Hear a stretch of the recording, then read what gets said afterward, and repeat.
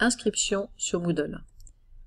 Commençons avec un peu de vocabulaire et notamment distinguons bien se connecter et s'inscrire.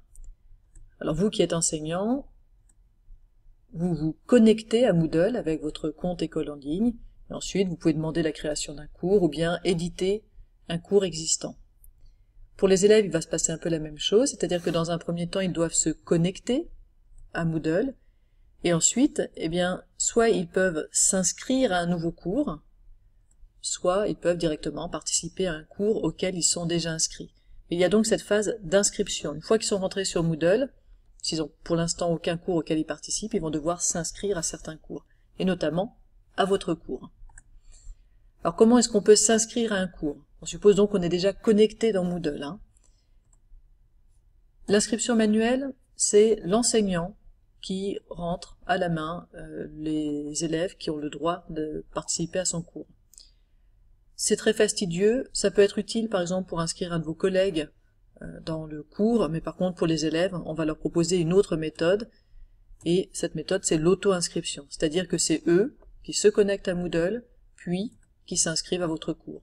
Alors ils doivent juste faire ça la première fois, Une fois qu'ils sont inscrits au cours, ils n'ont pas besoin de se réinscrire au cours à chaque fois, ils peuvent ensuite simplement rentrer dans le cours et participer.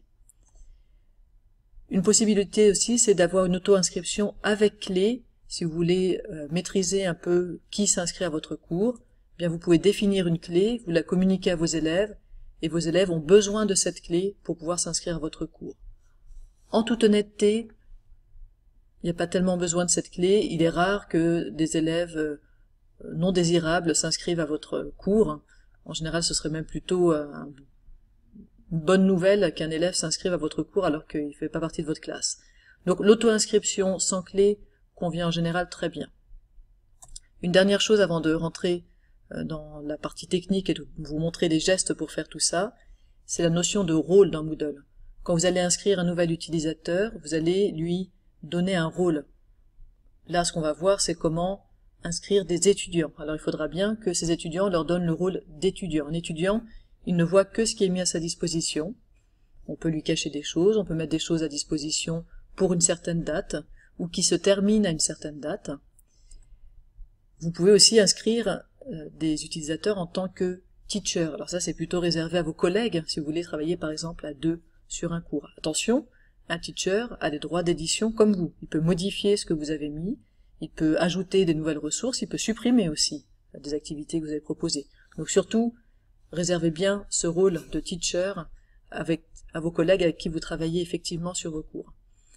Et puis un dernier rôle qui peut être intéressant, c'est le rôle de non-editing teacher. C'est un teacher, un enseignant donc, qui a le droit de tout voir, mais qui n'a pas le droit de modifier et d'éditer les activités que vous avez mises en place.